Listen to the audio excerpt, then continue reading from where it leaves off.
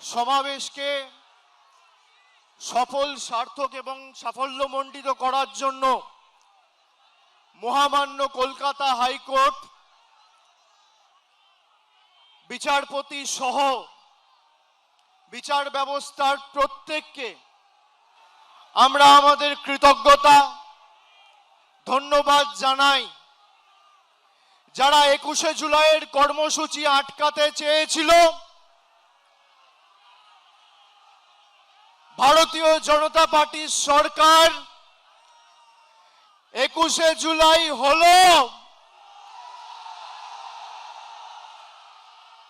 BJP সরকার 21শে জুলাই আটকাতে পারলেন, শুভেন্দু অধিকারী 21শে জুলাই আটকাতে পারলেন, অমিত শাহ 21শে জুলাই আটকাতে পারলেন, কলকাতা পুলিশ 21শে জুলাই আটকাতে পারলেন। আজকের এই সমাবেশ প্রমাণ করে দিচ্ছে তৃণমূল কংগ্রেসের কর্মীদের কোনো বিকল্প নেই। যারা নিজেদের তৃণমূল বলে দাবি করত, গিয়ে একবার দেখে আসুন মেয়র রোডে যে কটা লোক রয়েছে, গ্রামে জেসিবি দিয়ে মাটি কোপানোর সময়ের থেকে বেশি লোক হয়। ভালো তৃণমূল, তাই না? কর্মী কোথায়? জনতা কোথায়? মমতা বন্দ্যোপাধ্যায় যেখানে, জনতা সেখানে। অনেক বড় কেউকেটা হয়েছেন।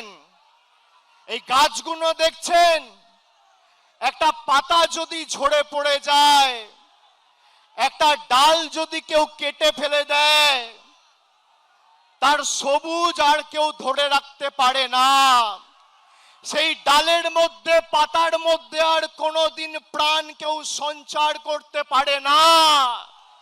তার শক্তি তার শিকড়ে। একইভাবে তৃণমূলের শিকড়ের নাম মমতা বন্দ্যোপাধ্যায়,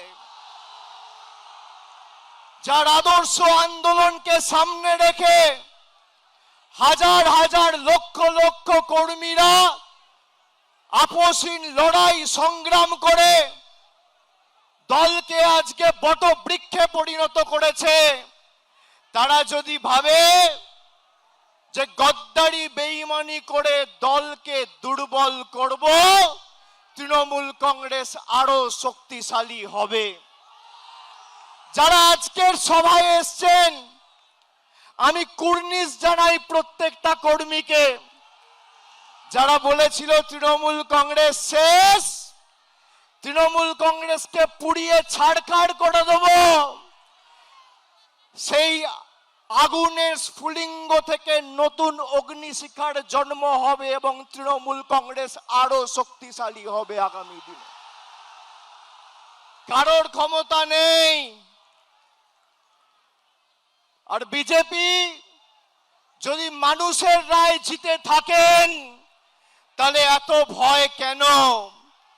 তৃণমূল কংগ্রেসের কর্মীদের মিথ্যা মামলায় জেলে ঢোকানো, নেতাদের উপর যারা মমতা বন্দ্যোপাধ্যায়ের সাথে এখনো আছে তাদেরকে ভয় দেখানো, তৃণমূল কংগ্রেসকে চমকে ধমকে লাভ নেই। এত মামলা দিয়েছে আমার উপর, একদিকে ইডি, একদিকে সিবিআই, একদিকে ইনকাম ট্যাক্স, একদিকে সিআইডি, একদিকে এসটিএফ।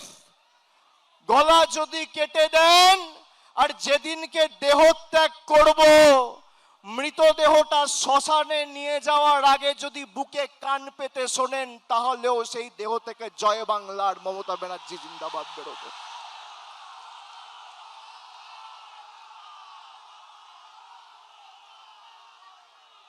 ইতিহাস প্রতিকূলতার বিরুদ্ধে প্রলোভনকে উপেক্ষা করে যারা লড়াই করে, ইতিহাস তাদেরকে সমর্থন করে, গদ্দারদের সমর্থন করে না। 5 ওয়াট 10 ওয়াটের বাল্ব সে এখন ভাবছে আমি হ্যালোজিন হয়ে গেছি।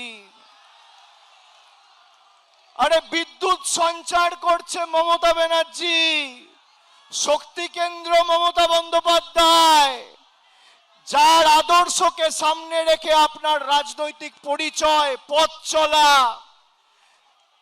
যদি কেউ নিজের মাকে ত্যাগ করে, সে সন্তানকে সৃষ্টিকর্তা সর্বশক্তিমানও কোনোদিন ক্ষমা করে না। যারা গেছে, আমি নেত্রীকে অনুরোধ করব, দয়া করে আগামী দিনে একটা কেউ ফেরত নেবেন না, একটা কেউ ফেরত নেবেন না। আজকের এই কর্মী সমর্থকদের উৎসাহ উদ্দীপনা, বিজেপির ক্ষমতা হবে ক্যাথিড্রাল রোডে এই মিটিং করার, রাজ্য সরকারের ক্ষমতায়, পুলিশ তোমার, তদন্তকারী সংস্থা তোমার, অর্থ তোমার, কেন্দ্র সরকার তোমার, মানুষ তৃণমূলের সাথে রয়েছে। পুলিশ যাদের অযথা মিথ্যা মামলায় অত্যাচারিত করছে, আমি বলবো ধৈর্য ধরুন, একটা ছোট নোটবুক পকেটে রাখবেন, সব লিখে রাখবেন। এই নোটবুকগুলো এক এক করে আমরা ঠিক টাইম মতো নিয়ে নেব। যারা যে ভাষায় বোঝে তাদের সে ভাষাতেই জবাব দেওয়া হবে। ঘর বাড়ি ভেঙে দিয়ে, পার্টি অফিস গুড়িয়ে দিয়ে ভাবছে তৃণমূলকে উৎখাত করব, দুর্বল করব। আরে ফুটপাতে থাকবো, তোদেরকে হারাবো, বাংলা থেকে উৎখাত করব, কথা দিয়ে গেলাম। দেখি কত ক্ষমতা, কি করবেন, কি করবে বিজেপি? জেলে রাখবে, মিথ্যা মামলায় ঢোকাবে, ঢোকাও, তাও বশ্যতা স্বীকার করব না। মেরুদণ্ডটা ফর সেল নয়। যারা মমতা ব্যানার্জির ছবিকে পিছনে রেখে আর জোড়া ফুল চিহ্নটাকে সামনে রেখে 2024 নির্বাচনে জিতেছে, তারা বলছে আমরা এখন এনডিএ কে সমর্থন করব। মানুষ ক্ষমা করবে? করবে? আপনাদের মধ্যে অনেকে কাউন্টিং এ ছিলেন, কিভাবে বিজেপি কাউন্টিং এ চুরি করে জিতেছে আপনারা সাক্ষী রয়েছে। যারা রামের নামে ভোট চেয়েছিল, সেই রাম মন্দিরে চুরির দায় এই বিজেপির। রাম মন্দিরে নোট চুরি আর ইভিএম এ ভোট চুরি, এই হচ্ছে বিজেপির প্রকৃত স্বরূপ। আর যারা গা বাঁচাতে, পিঠ বাঁচাতে বালিশ চাটার গ্রুপে যাচ্ছেন, এদেরকে তৃণমূল বলবেন না, বলবেন বালিশ চাটা। খালি বিসি বললেই হবে। বিসি, বিসির অনেক মানে হয়। বালিশ চাটা, আমি আর বেশি কিছু বললাম না। হয় পুলিশের কাছে মামলায় ধৃত, আর না হলে মেরুদণ্ড বিক্রি করে বালিশ চাটার ঋতব্রত। এই দুটো ছাড়া আর গদ্দারদের উপায় নেই। আমি বক্তব্য দীর্ঘায়িত করব না, খালি আপনাদের বলবো আপনারা শক্ত থাকুন। আমাদের আগামী দিনের লড়াইয়ের ময়দানে আবার দেখা হবে। বিশেষ করে যে সমস্ত তৃণমূল কংগ্রেসের নির্বাচনী সিম্বলে, তৃণমূলের সিম্বলে, জোড়া ফুল সিম্বলে নির্বাচিত হয়ে যারা পিঠ বাঁচাতে নিজেদের মেরুদণ্ড বিক্রি করে ওদিকে গেছে, আমরা প্রত্যেকটা বিধানসভায় গিয়ে মানুষের কাছে ক্ষমা প্রার্থনা করে আসব। আগামী দিন লড়াইয়ের ময়দানে দেখা হবে।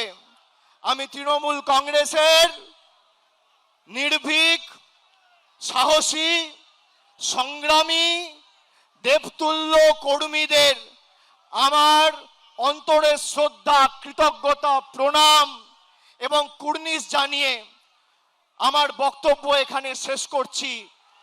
এরপর নেত্রী বলবেন, তার কথা আমরা শুনব। জোরে বলুন, জয় বাংলা, জয় বাংলা।